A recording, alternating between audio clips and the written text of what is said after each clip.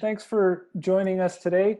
My name is Nader Khouri. I'm a photographer in San Francisco and also a APA SF board member. We are starting a new series with APA called BIZ TALK, and it's not just for what's, these challenging times we're going through right now, but it's also just for the long run, so that we're making sure to discuss as much business as we can. It's something that's an ongoing topic that we need to stay on top of. So yes, I've been in lots of discussions with Juliet Wolf-Robin, the executive director, who's on the call right here. And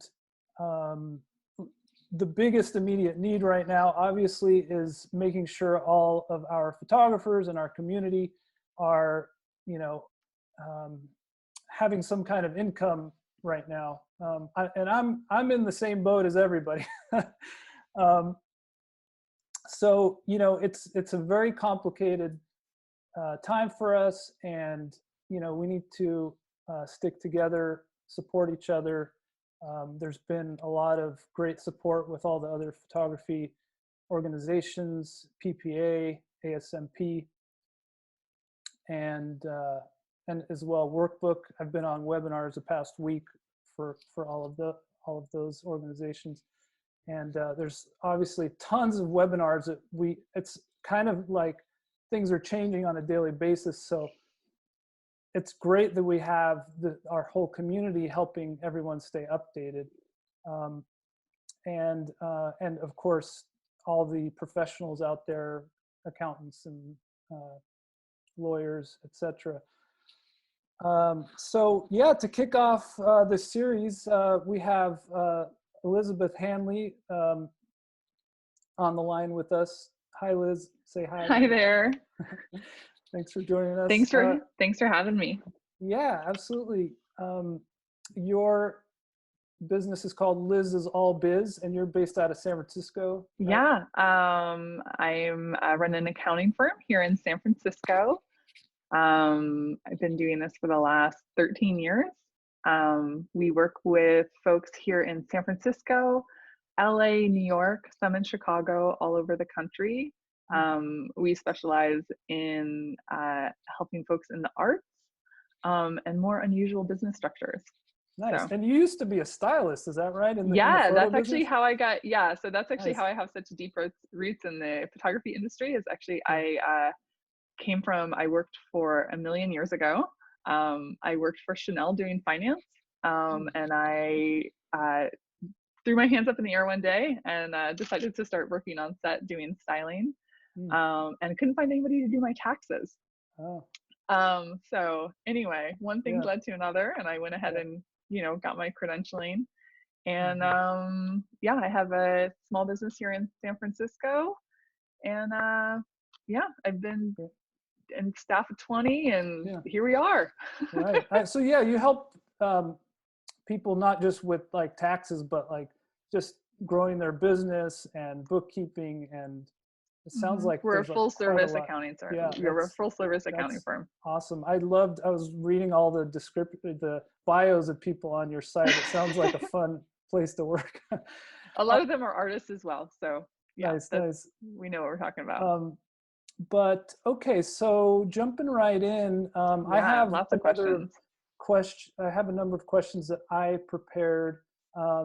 And obviously, I was preparing stuff yesterday and things are changing, right? And so I guess I would just like to say that I'm giving you information. I'm going to give you some general information. Right. Everyone's situation is different. So there's not a set answer that's going to be appropriate for all of you.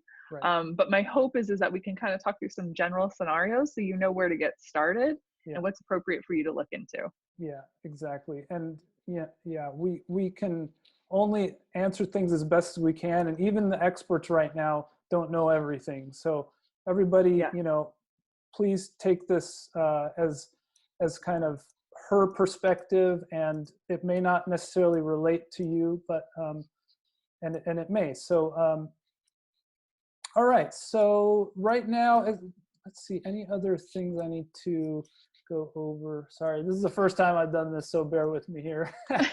um, uh,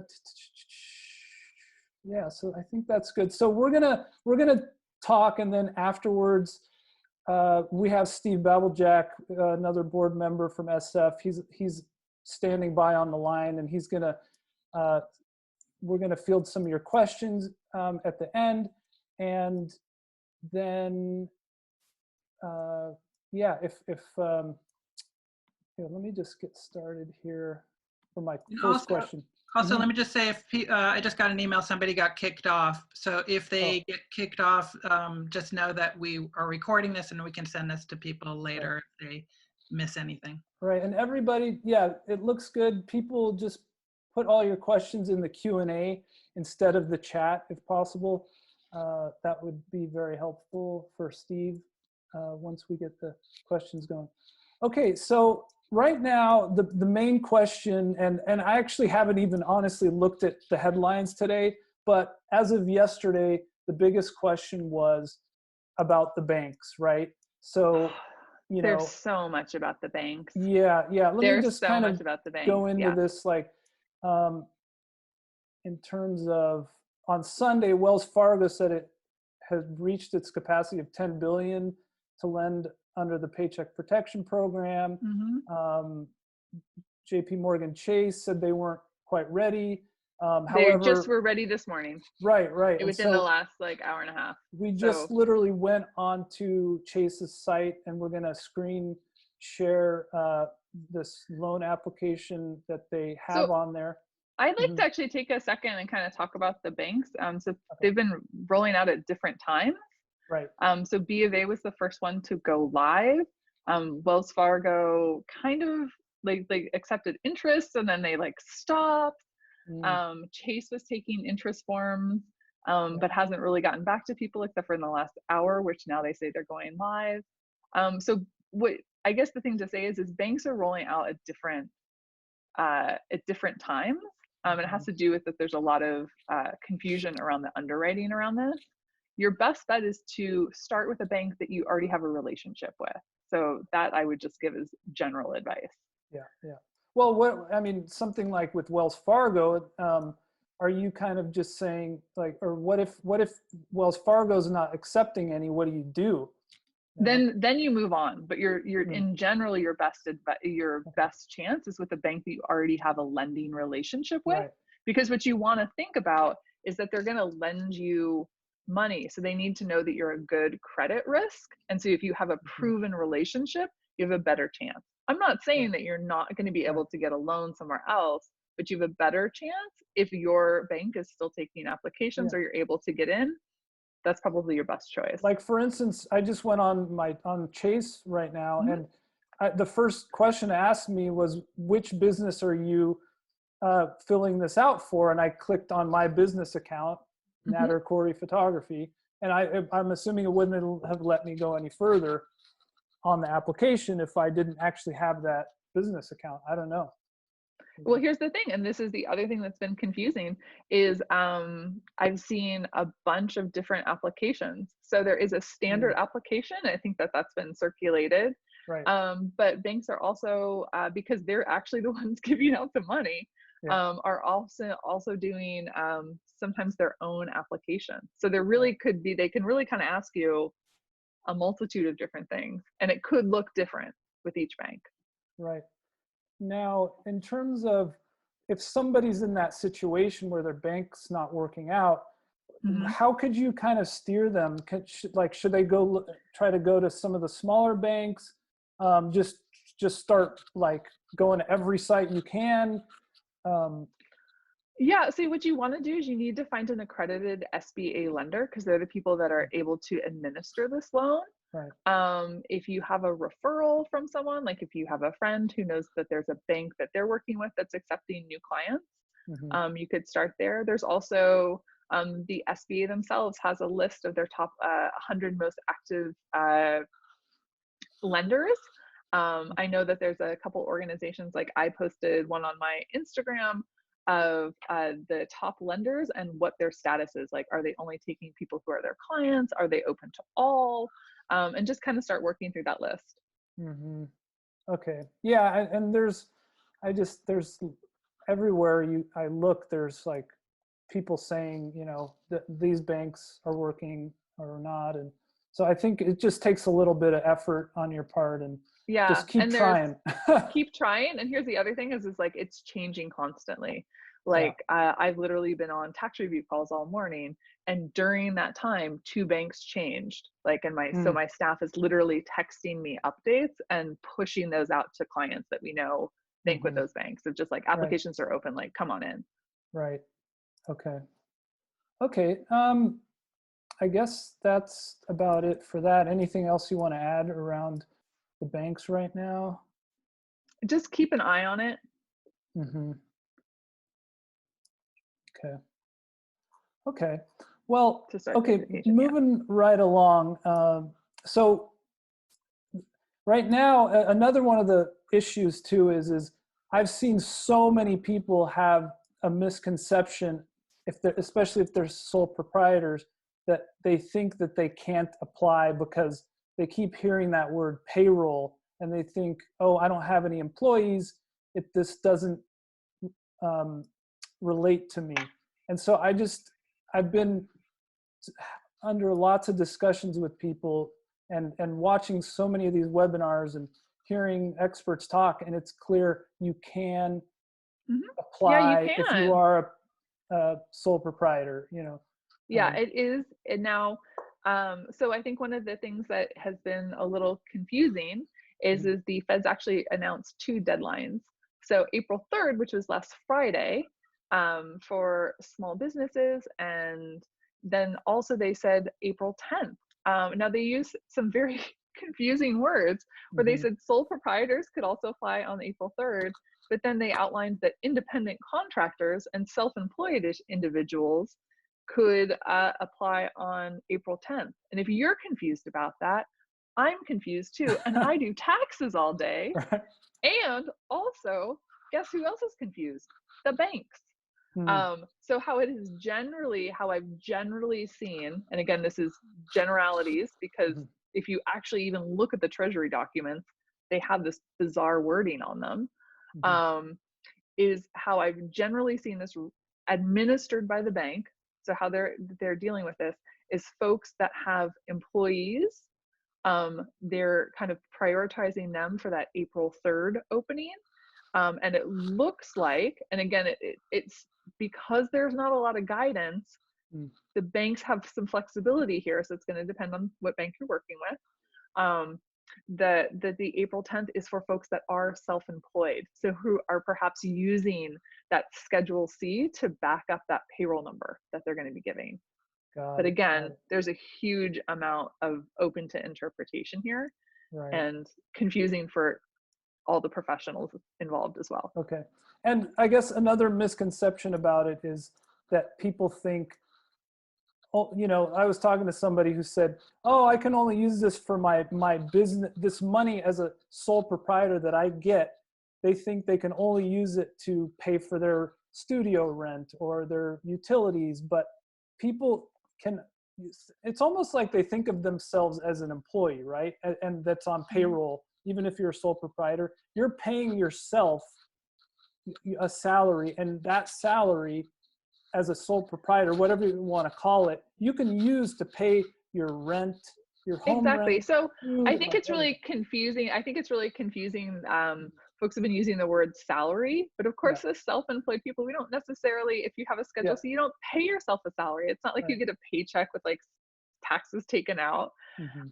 So I think it's important to think about it as your net income for the year, or your take home, so that when you get to the end, like the bottom line on your Schedule C, which is the amount that you made, and so when you make money through your business, you spend it on all sorts of stuff. You spend it on your rent, you buy new shoes, you buy a sandwich, you can do all manner of things with that money. Now, what the payroll protection program is outlining is it's talking about that take home pay, right? So for some folks, that's paid in like on a paycheck, or maybe it's that net income from your Schedule C. And then additionally, they are talking about rents and utilities. And that would be in this situation, like if you rented a studio, that it would additionally cover that. Right, right. Well, I mean, I was going to share with you the sample PPP application that was floating around today. And, you know, on there, it didn't even have any kind of place to put those utilities and rent and things. Well, but now here's the interesting thing, and there is some confusion. We were actually talking about just before this call got started. So how they determine the loan, so there's two different kind of metrics here. There's how they determine the loan, and there's what you can use it for. Right? So how they determine the loan is your average monthly payroll cost. So one of the best ways to do this if you're self-employed would be to take that line 31, that last line of your Schedule C, divide it by 12, right? And that would be your monthly income. Right. And so how they determine the loan amount is 2.5 times your average monthly. They're using the words payroll, but again, we've agreed that this is confusing. So that's the loan amount. Now, separately is what you can use the loan for. Now, why this is important is because with the PPP, the loan is forgivable, meaning you don't have to pay it back if you use it for certain things. Right. So that's why it's really important to kind of think about what those are, because that's the portion that you potentially don't have to pay back. And so the things you can use it for are 8 weeks of payroll, very loosely defined. But if you'll remember, they've asked you to do, they're going to give you 2.5, right? So the idea is that maybe that 0.5 is going to cover rent for your studio, utilities, stuff like that. Got it. That helps I clear it didn't up. know that. Yeah. There's two different pieces, and everyone's been like mixing them up. Well, do you want to jump in and I'll share the screen, and we can, even though we haven't really been able to look at this much, we can at least kind of, this is the Chase website that I was just on that I screen grabbed to kind of go over a little bit. Does that sound good? Sure. Okay. Yeah. All right. Let me pull that up. I think the thing that I do want to just kind of point out is your application could look different. They might ask you for different things, but in general, we're going to kind of talk about the same kinds of things. But if your application doesn't look like this, like, don't panic. Like, banks are allowed to format it however the heck they want. It's kind of like, obviously this application is different than that sample one that was floating around, but we're at least helping people, you know, have a place to start from, you know, and try to get a better grasp of this. Okay, so I think what we should do is I think we should focus right now on the top part of it, which is the average monthly payroll. Right. So do you guys see where that I have part? $8,000. Right. So that's just like, you can just type a number in there, right? You can just be like, I make $30,000 a month or whatever, you know, you can do whatever, but know that you're going to have to back it up. Right. So this is something really important to think about. Is what I would really strongly encourage you to do is to go back and use that 19 taxes as a base of, because here's the thing is, like I said, they're going to ask you for proof of how you got that number. They're banks, like they want proof, right? So be thinking about how you're going to back up that number that you've given them. You can just type any number in here, right? And then it'll start to calculate 2.5%, or sorry, 2.5 times that number. But they're going to want to know how you got it. Right. And I was talking to you Sunday on the phone, and you said to even consider filing your taxes, right? So that you will. Yeah, I mean, and here's the thing that's a little bit confusing, and there's not a ton of guidance. So this is where I'm just going to use things that I know about commercial lending. So I've wandered into, I just want to be really clear that there's not a ton of guidance on this, but what I can tell you is what I know about commercial lending. So you are going to get a loan based on your ability to repay. Now, the banks are the ones giving out this money, so they don't want to give you more than they think you can repay. And so how would they determine what your actual income is? They're going to want some proof, right?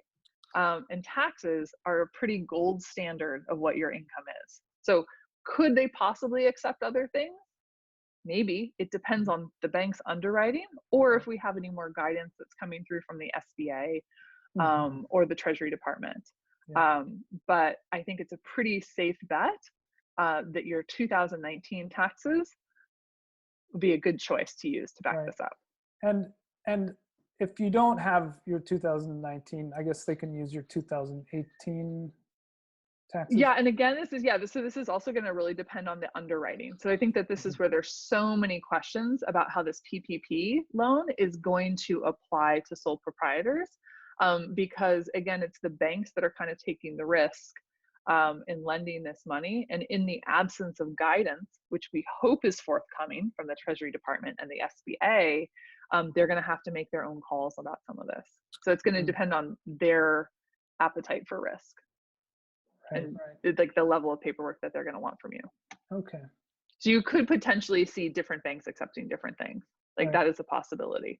Okay. So looking back at this application on the Chase site, so you put in that Schedule C line 31 is what you're saying here on the average monthly payroll. If you are a sole proprietor, if you obviously are, what are some of the other things that we should be aware of for S Corp and C Corp and all that? They obviously need to figure it. That's a little bit more straightforward in that most. Well, not necessarily. I mean, the thing that, like, I think a lot of, probably my guess is just from working in the community, is probably the second most common entity type that I see is like an S Corp. Right. So what you can do is you can use your W-2 and additionally that box 1 of your K-1. So you can add those together. Now, here's something to know is they are going to cap. So usually folks that get into like S Corp land, that's because you're doing all right. So first of all, congratulations. Secondly, I would like to remind you that this thing caps out at a compensation of $100,000 a year. So if you have more than that, just just know that like they're not gonna compensate you for more than that. So do the math accordingly. Got it. Okay. And then so I guess some of the confusion on this application was, you put all that in. In this case, it says 8,000, and then it gives you 20,000 here, which is 2.5 times what this average monthly that's your payroll potential loan amount, right? Yeah. So then you come down to here, tell us how you'll use the loan proceeds. Total must equal the full loan amount. Yep. So can you just kind of go into this area here and how that relates to this area? So this is what you're going to use the loan on, right? Right. So the idea is you're going to do 8 weeks of salary, right? So in this situation, it should be 16,000, right? So sorry, are you saying under payroll costs here? Yeah, right. Because what would you put?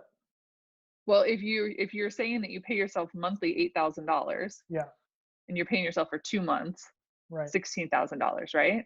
Oh, that would say. Oh, got it. So this, I can try to change it, but this is a screen grab, and then I can't delete that. So, but okay. So it would be 16. 2 months, right? Yeah, right. And so what they're trying to do is they're trying to make sure that the costs that you're gonna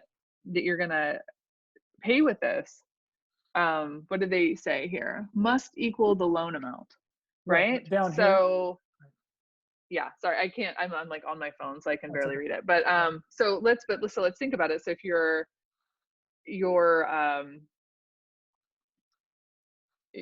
payroll is going to be 16,000, so your studio expenses would have to kind of make up that other $4,000. And if they didn't, they might give you a smaller amount. And I think the really important thing to say here is some banks are asking you to do this math and some aren't.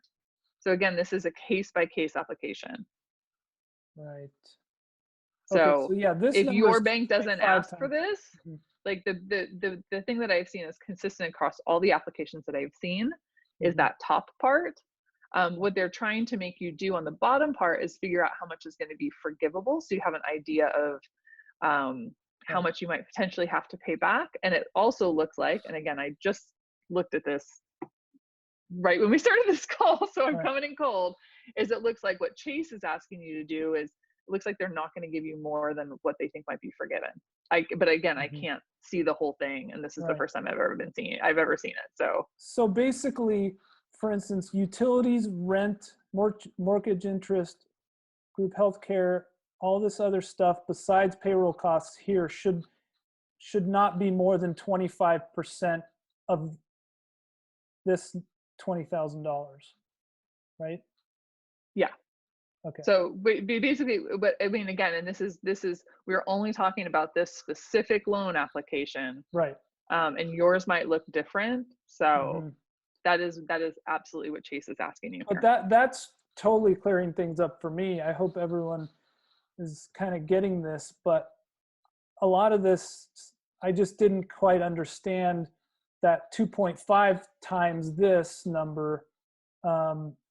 So so they're going to give you more. So I think that, like, let's back it up. So the important part is they're going to give you 2.5 times your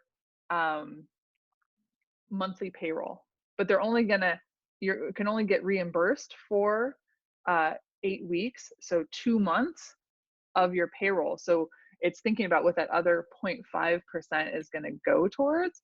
And so there's other things you can use it for. It's like rent, utilities, healthcare premiums. There's kind of like a list of smaller things. So I think it's really important in this scenario to just be really thinking about that they're very separate, and the breakdown that we kind of got in the weeds in here is about the forgivable portion of the loan. Right. Okay, are there certain things under utilities, this number, that you think, I mean, has there been any kind of explanation of what is considered a utility? So really what you're probably kind of thinking about is most of this is geared, again, towards probably more commercial leases.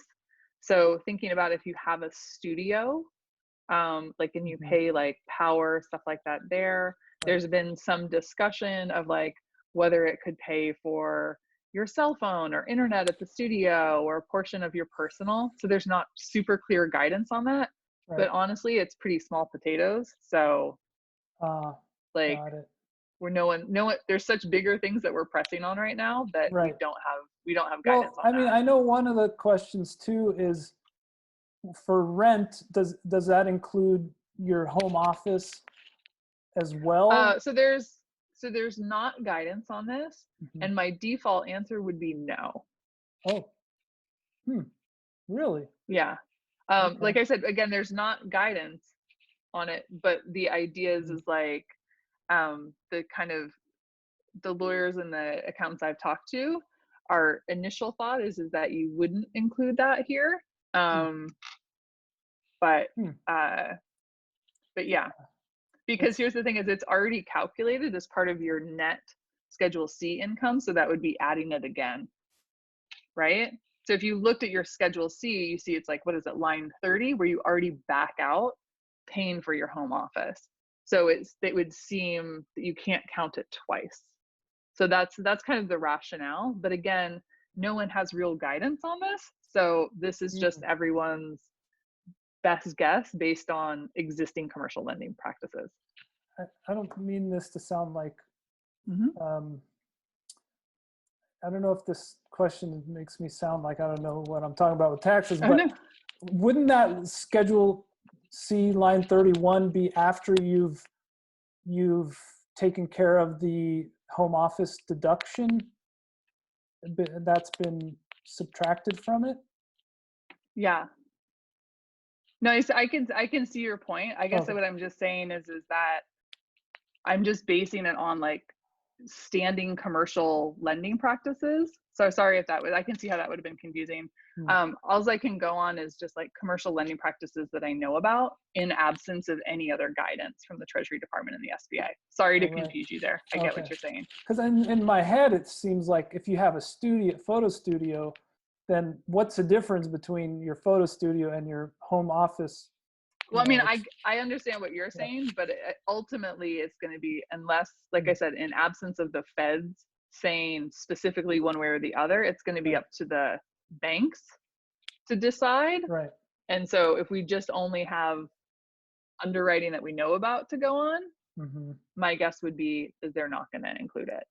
Right. Now, every bank could do their own thing. But, you know, again, we just don't really have clear guidance on it. So it's just, you know, it's just opinions here, right? Yeah. Until we actually know. Okay. Just to go over real quickly, you know, business insurance, like I have a list of things, you know, business insurance, does that count? Obviously water, internet, business, gas, electric, car payments, advertising. No, so there's really clear guidelines on the PPP, and it's like rent. Mostly it's like payroll, rent, utilities for the most part. And you can utilities see is very kind of broad. Right, but yeah, exactly. Right. And so here's one of the other, so like I said, we're still waiting for guidance. So you're not the only one with questions, but what I would say to you, if you want to get this loan forgiven, is I would make sure the majority of my expenses were in those clear categories, right? So that there couldn't be discussion about it later. Okay, so if most of the expenses that you want to use this loan to cover, you know, they need to be like payroll. Again, we've discussed how loose that is, right? And rent and clear utilities for a studio space. If it's additional to that, you kind of wander into a gray area right now, where it's like, will it be covered or will it not be?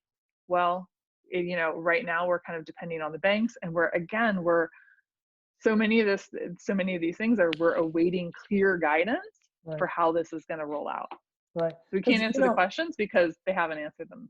Yeah. I mean, two options that people have. First option is, you know, if you're in a lot of doubt about it, if it doesn't seem very clear, leave it out. The other option is, you know, put it in, and then either you deal with it once you're, I guess, talking with the bank or in communication with the bank online, or you're going to have to pay it back, right?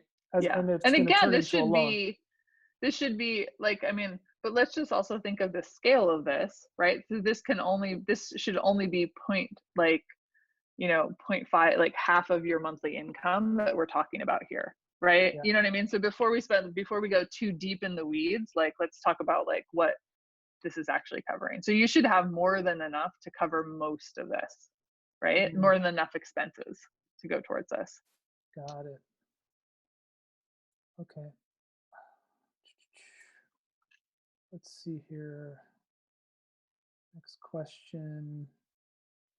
So another big question on people's minds is, should they do the Paycheck Protection Program?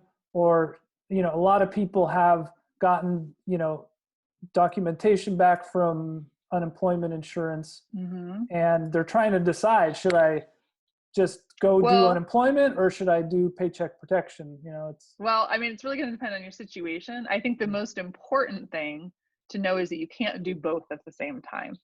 Right. So that is like, there could be a situation where the payroll protection program might be more appropriate for you. Perhaps you have some of those extra expenses that this might cover. So that could be, you know, that could be something that could work for you. Or maybe you don't have a lot of extra expenses and unemployment is the right choice. There's been a lot of discussion on which one you should do first, right?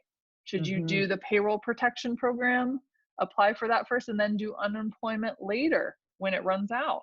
Or should you do unemployment first because it's coming through much more quickly? This won't fund for a month, and then switch out.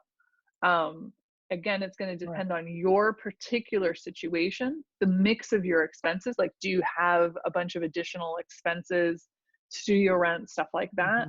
And also your need for cash in the moment. Now, the unemployment is going to come through much more quickly. So if you're in a situation where you're just like, listen, I just need to replace my income, it might be worth it to kind of think about doing that. So let's talk about a situation where you've applied for unemployment and you've also done the PPP program.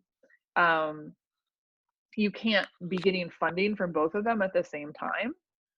So if this goes through, you would have to come off. If the PPP comes through for you, you'd have to come off unemployment. You can't collect both at the same time. Right. Got it. Yeah. So that's really important to know. And one other thing that I heard was, and this is from a webinar last week, is if you're collecting unemployment, and they didn't know the answer to this, but could you be affected by you're getting unemployment? Will that affect you getting the Paycheck Protection Program because you're actually getting an income from? Well, you can't have them at the same time. Right. So if the feds figure out that you're doing both at the same time, like there's going to be a problem.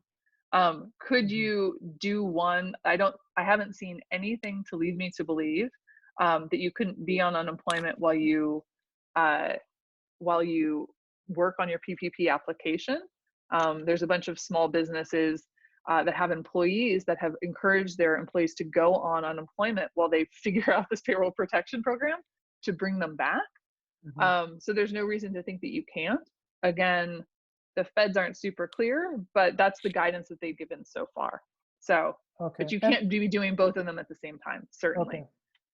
So whether or not you getting unemployment insurance you're not sure exactly if getting unemployment insurance is going to affect your eligibility for Paycheck Protection Program. There's no guidance to lead you to think that it would. Okay. All right. But it's the Fed, so anything is possible. But the guidance that they have given us, because again, what you want to think about is that it's the banks administering this. So you really want to think about where the funds are coming from. So this is a bank administering it. So the problem that I could see you getting into is if when you go to submit the paperwork to get your loan forgiven, right? And it's just like, and it shows that you were collecting unemployment and then you're paying yourself a payroll through this payroll protection program. Now that's where I can immediately foresee you having a big issue. Right, right.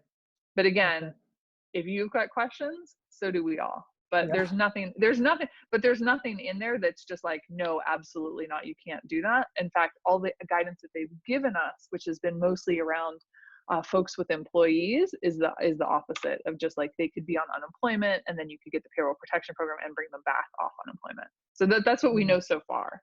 So more will be revealed, right? I mean, I did also hear something about if you are on unemployment and then you go off of it and then getting back on it could be hard as well. Well, I mean, here's the thing: is the unemployment system is difficult anyway. So like I don't think there's a lot to be done about that. But if you don't have income now and you need income, right, to pay your rent, waiting for this is going to be a moment. So you're going to have, again, you're going to have to make that choice. Like maybe you're like, I hate the EDD. It's too much of a hassle. Like, okay. Yeah. Because the other option is if you can wait, you can do the PPP, and then once that runs out, you can apply for unemployment. That's again, like I said, it really depends on what your situation is. Right. How much you hate paperwork, if you have savings, it's just like. Can you just give us a quick thing about the EIDL, the loan and the advance of $10,000 and how this plays into, and does that affect, if you get this grant from EIDL, does that affect how much you can get for the Paycheck Protection Program? So there's separate programs. So the Economic Injury Disaster Loan Program is through the SBA. So the thing that people have been talking about is there's a $10,000 advance grant on the loan that can be used to pay like some of the similar stuff that we're talking about here on the payroll protection program, like staff, like, you know, payroll, stuff like that, rent. You can get both loans, but here's the thing, is you can't use them to pay the same thing, right? So I think the big thing that you really want to understand is you can't like double dip, right? So in the same way that you can't be having unemployment and be getting compensation through the payroll protection program, you can't also get the payroll protection program to pay yourself in, let's say, like May and June, and then turn around and get the economic injury disaster loan to also pay yourself in May and June, right? So they need to be different sets of costs. So if you get approved, let's say you get approved for $25,000 from the Paycheck Protection Program. I don't even know. I just threw that number out there. Yeah, right. But yeah, do you also get the EIDL grant? Would you subtract $10,000 from your Paycheck Protection Program? You just, like I said, you can't. They're separate. They're separate. You do have to report, I believe, on some of the payroll protection program applications that I've seen. Some of them have asked you if you've gotten it or not. Like I said, it's important that you can't use it to pay for the same thing. So that is really the thing that you really need to walk away from this understanding, is you really probably, if you're going to apply for both, then you need to really work out what the expenses that you're trying to cover here are, right? So if you're trying to, like I said, if you're going to have this payroll protection program cover like May and June of your expenses, then you need to think about what is that economic injury disaster loan going to cover, right? And be thinking about how you're going to kind of slice that up. Is it possible? Absolutely. I definitely think that and the other thing to really understand is the economic injury disaster loan has that $10,000 grant portion that you can get, but the rest of it is a loan, so it will need to be paid back.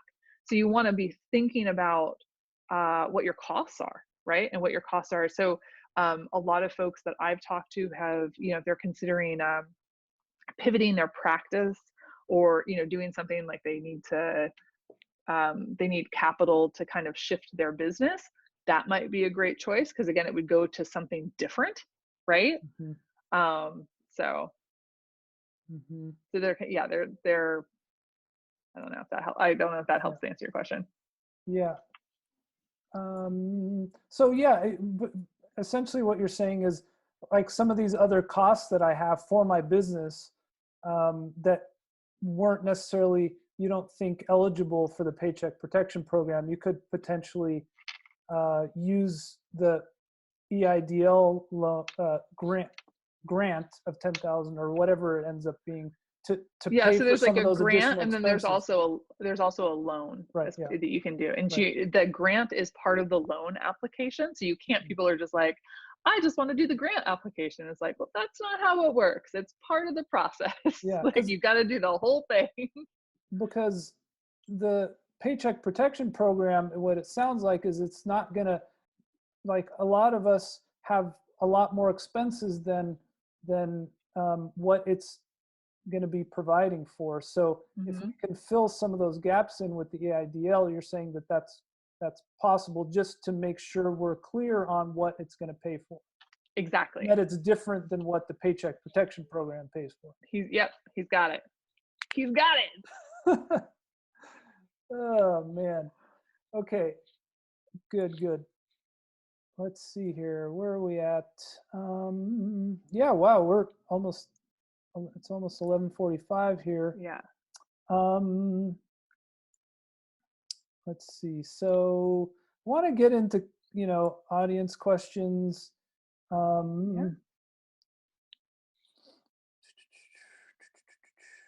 Let's see. I had one other question basically about, is there a certain amount, if you're applying for the Paycheck Protection Program, if you don't make a certain amount of money, should you just say, oh, I shouldn't even, well, it's going to be based. Yeah. I mean, here's the thing, is it's going to be based on that as far as we can tell, it looks like what they're probably going to base it on is that line 31, so that bottom line of your Schedule C. So if that number's really low or a negative number, yeah, you're not really going to qualify for very much. So to consider. got it. In a situation like that, with the expanded unemployment benefits, that might be a better choice. Again, like I said, it's going to be really different for everybody and really different depending on what your year is, what your saving situation's like, all that stuff. Got it. Someone in the audience just had a question about this application again. And just to be clear, how do I pull that back up? This number of $20,000, right, needs to equal this amount. Is that right? Well, okay, so that is on your Chase application. So I really want to just I can't underscore this enough that everyone's application is going to look different. So I kind of don't want to get too in the weeds of spending too much time on this particular application. But again, so let's think about why this is important is because what you want to make for so many folks, the crux of this loan, why it's so exciting is that it's forgivable. So what you want to do is you want to have done the math about this to know that whatever your loan amount, that you're going to be able to get most of that forgiven. So you're going to have to sketch out your expenses. So that's the important thing. Now, a bank, it seems like, again, I haven't had any time with that Chase application, that they could limit your loan amount if they didn't think it was going to be forgivable. But basically, you just want to know, right? Is this, how much of this loan is going to be forgivable for me? Hopefully, all of it. Got it. Okay.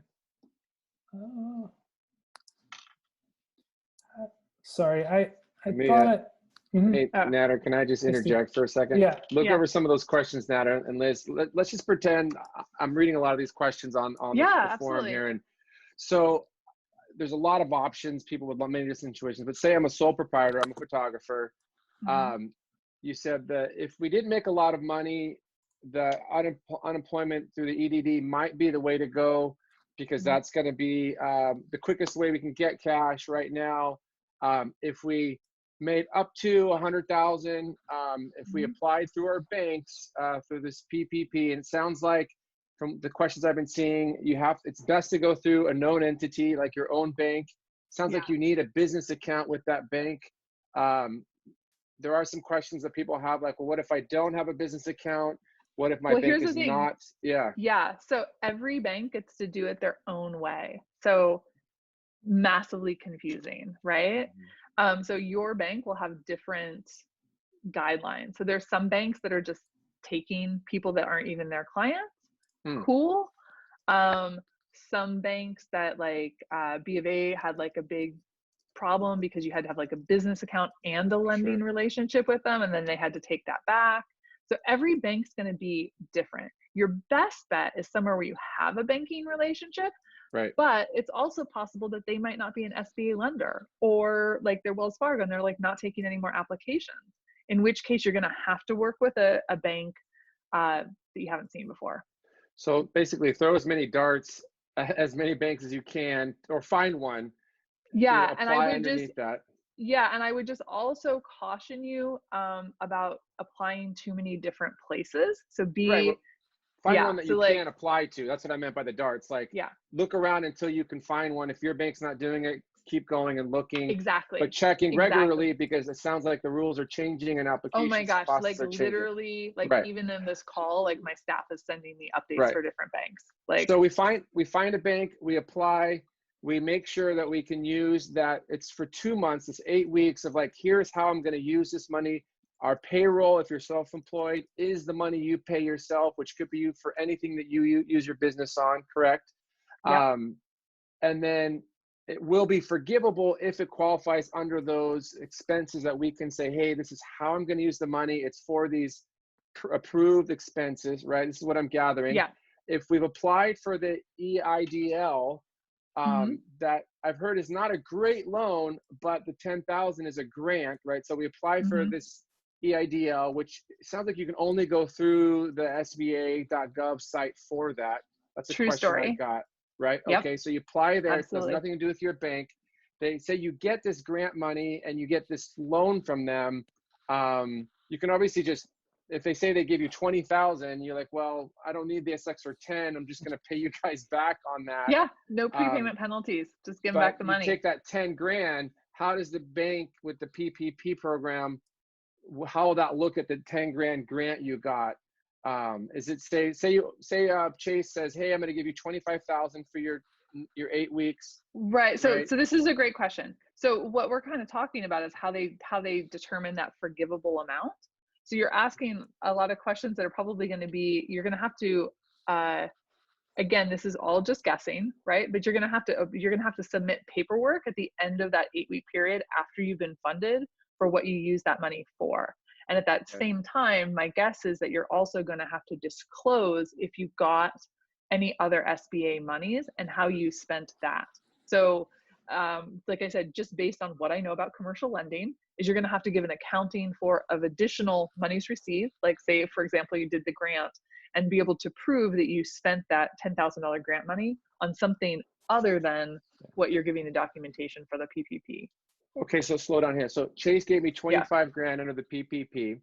I got this grant money that came in.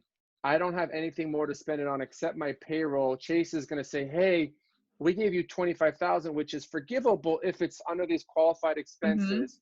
But now I've just gotten this EIDL money of this 10K grant for payroll. Let's say I wanted to use that 10K on payroll. Chase is going to say, well, the only thing that's forgivable then is 15,000. Well, you got $10,000. And I'm just going to EIDL. just say, we've kind of wandered into, there's not guidance here. Right. So you're asking a lot of really great questions that the bankers themselves are asking. Got it. So I don't have a solid answer for you because there's not really direct guidance on how this all rolled out. But it sounds like apply for both of it, apply for all of it. The EDD question's still kind of up in the air. You know, one question was, if you got on EDD now and you got this other loan stuff coming in, can we just call and cancel the EDD or call whatever, however you cancel your God bless you EDD. if you're going to call them. Right, but right. Yeah, but you can't go off unemployment. Okay. And so if you knew that this was going to come in, then you would just make sure that you weren't also collecting unemployment for that same period. Right. Okay, great. Thank you. Now I hope I gave you some time to look at some questions there.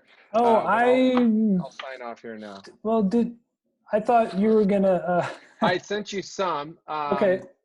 So one question was like, how do you come up with is it your gross? What is that Schedule C number, Nader, you were talking about? That's your adjusted gross income. So that's after all of your expenses, right? Well, here's the thing. What we're thinking that they're going to use, and again, we're waiting for guidance from the Treasury Department, right. But so we have to base this on what we know about commercial lending. So the number that bankers that I've talked to are using is the line 31, which is that bottom line on your Schedule C. So your adjusted gross income could include like dividends, or they could include interest payments. It could include a bunch of other stuff. But if we're talking about your self-employed income, that's going to be the bottom line, that line 31 on your 2019 Schedule C. Okay, that's good to know. Let's see. I'm just looking through. Yeah, a lot of questions for a lot of different kinds of people here. I thought there was an interesting question about assistance. If since they're usually you hire assistants for jobs, but if you put your assistants right now on payroll, then could you use that money to pay them even though you don't have a job right now, actually? So I think what you're saying is that you would use the PPP money to pay your assistants, which you've newly put on payroll. Is that the crux of it? Okay. Yeah. So yeah, I guess you could.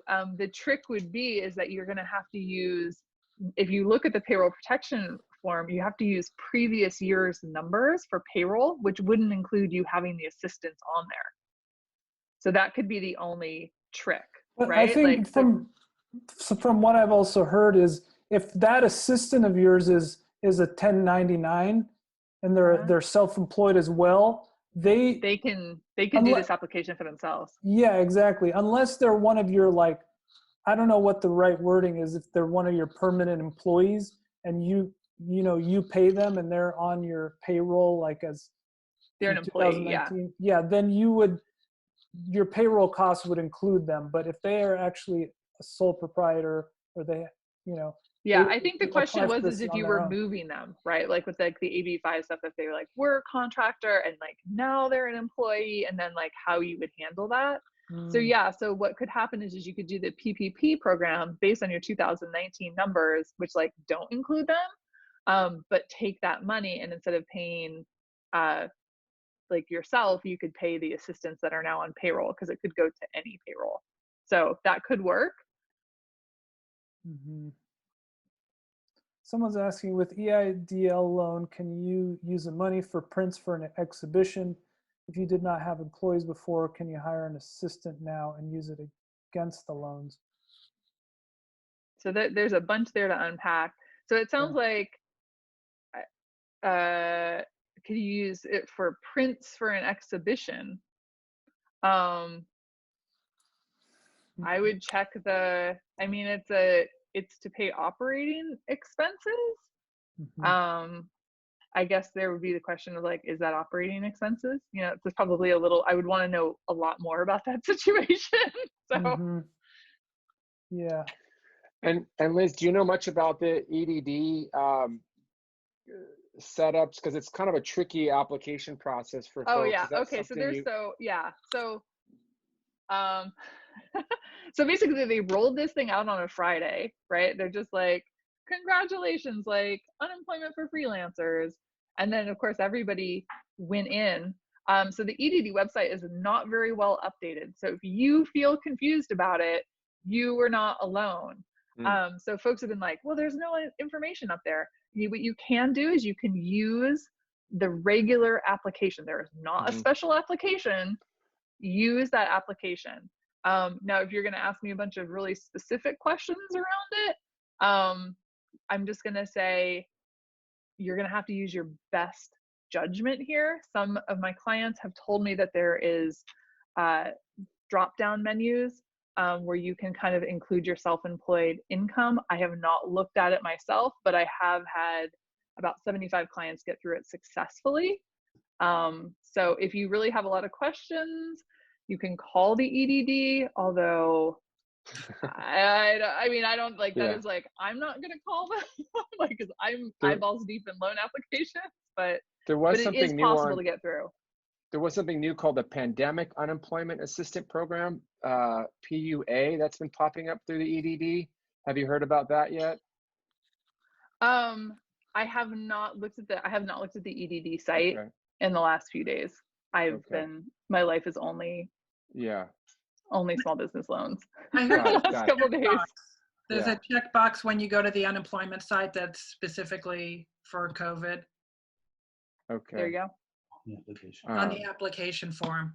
Yeah, I mean, I think that a lot of the big questions have been is how do you report your self-employed income?